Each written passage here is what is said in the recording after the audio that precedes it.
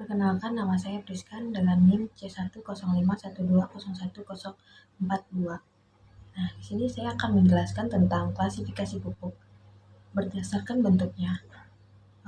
Yang pertama, pupuk padat, pupuk tablet, pupuk butiran, pupuk tepung, pupuk cair. Berdasarkan kandungan hara dan makronya, memiliki pupuk makro 5P, PM sekunder, pupuk mikro.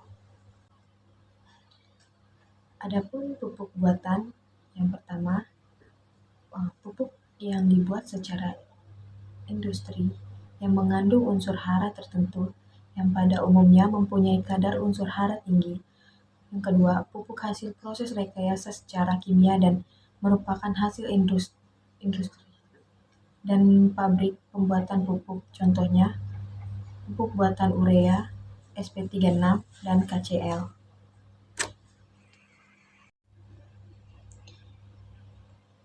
Kelebihan pupuk buatan. Yang pertama, unsur yang terkandung dalam pupuk kimia lebih cepat terurai. Kandungan yang kedua, kandungan pupuk kimia juga lebih cepat terserap oleh tumbuhan. Yang ketiga, pemupukan dengan pupuk kimia relatif mudah dilakukan. Yang keempat, pemupukan intensif untuk tumbuhan lebih mudah karena pupuk kimia telah dikonsentrasikan pada jenis unsur tertentu. Kekurangan pupuk buatan.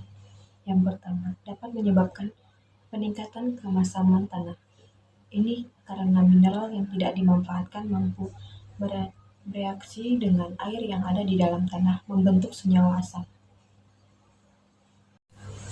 Yang selanjutnya, kelebihan pupuk organik. Yang pertama, meningkatkan kandungan air dan dapat menahan air untuk kondisi berpasir. Yang kedua, meningkatkan daya tahan terhadap pengikisan. Yang ketiga, meningkatkan pertukaran udara, jumlah pori-pori, dan sifat perserapan air untuk kondisi tanah clay. Yang keempat, menurunkan tingkat kekerasan lapisan permukaan tanah. Yang kelima, aman.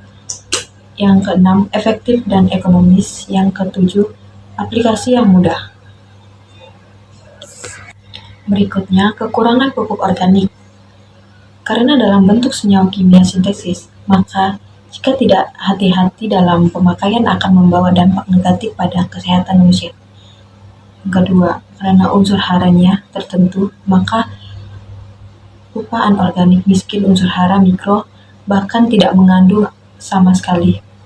Yang ketiga, pemakaian dalam jumlah banyak dan berlangsung lama akan membawa dampak negatif pada kondisi fisik, kimia, dan biologi.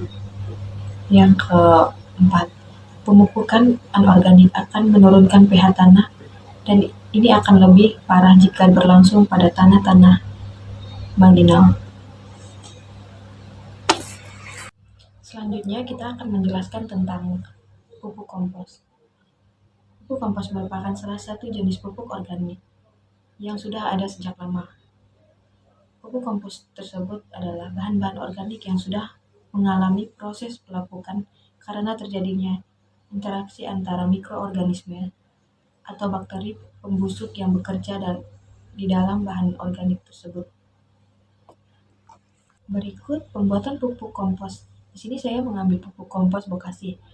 Pupuk Bokasi merupakan pupuk organik sebagai dekomposer pengurainya yang difermentasikan menggunakan M4. Pembuatan Bokasi tidak melakukan tempat khusus, namun selama proses pembuatan sebaiknya tidak terkena matahari maupun hujan secara langsung. Bila pengomposan dilakukan di atas tanah, sebaiknya diberikan alas misalnya plastik, terpal, atau dedaunan. Berikut bahan pembuatan Bokasi. Yang pertama, limbah tanaman jagung, dedak, arang, sekam, M4, gula merah, atau gula pasir. Yang kedua, alat yang digunakan pencacah atau drum, ember besar, alat untuk mengaduk, cangkul atau skop.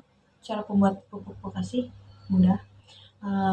Limbah jagung dicacah atau dipotong kemudian dicampurkan dengan arang sekam atau sekam kering. Dengan perbandingan 3:1, pembuatan larutan gula air hangat kuku 1,5 liter plus 3-4 sendok gula plus 2-3 sendok E4 plus 1 sendok ragi. Aduk secara merata dan biarkan semalaman. Berikutnya, campurkan limbah jagung plus arang sekam plus dedak, lalu semprotkan atau siram dengan larutan gula yang telah dibiarkan semalaman secara merata. Masukkan ke dalam drum atau ember besar dan aduk merata. Selain itu, tutup drum atau ember yang ada tutupnya. Atur kelembapan hingga mencapai 30-40% untuk memperbaiki tingkat kelembapannya. Kepalkan campuran hingga bisa menggumpal, tetapi tidak sampai mengeluarkan air. Apabila kelembapannya kurang, tambahkan air secukupnya. Suhu tumpukan dipertahankan 4-50 derajat Celcius. Setiap hari suhu dicek. Jika suhu terlalu tinggi, maka bahan dibalik.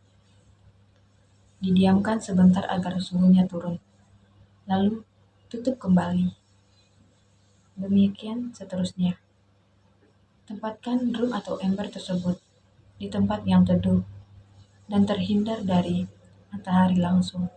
Proses pembuatan pupuk bokasi difermentasikan dalam waktu 10-14 hari. Berikut bahan pembuatan bokasi untuk 1 ton limbah tanaman jagung sebanyak 800 kilo. Yang pertama, dedak 50 kilo, sekam 150 kilo, E4 1 liter, gula merah atau gula pasir 250 gram, air. Alat yang digunakan yang pertama, pencacah, parang, golok atau alat untuk mengaduk, cangkul atau skop. Yang kedua, karung goni. Cara pembuatan pupuk bokasi. Yang pertama, potong limbah jagung sepanjang 5-10 cm. Campurkan limbah jagung, sekam dan dedak halus secara merata. Larutkan E4 dan gula pasir ke dalam air. Berikutnya, siramkan larutan E4 secara perlahan dan merata ke dalam adonan hingga kandungan air 30%. Timbun adonan di atas ubi kering dengan ketinggian 15-20 cm. Lalu tutup dengan karung goni selama 3-4 hari. Pertahankan suhu timbunan adonan 40-50 derajat Celcius. Karung penutup dibuka dan timbunkan adonan dibalik-balik. Setelah itu, timbun ditutup kembali setiap 5 jam. Dilakukan mengecekkan suhu. Setelah 4 hari, bokasi siap digunakan sebagai pupuk organik. Bokasi hasil pengomposan tidak panas, tidak berbau busuk, tidak mengandung hama dan penyakit, serta tidak menyebabkan pertumbuhan atau produksi tanaman bokasi yang matang. Dicicikan dengan warna hitam, gembul, tidak panas dan tidak berbau.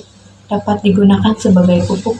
Dosis yang umumnya digunakan yaitu 3 genggam bokasi untuk 1 meter persegi lahan.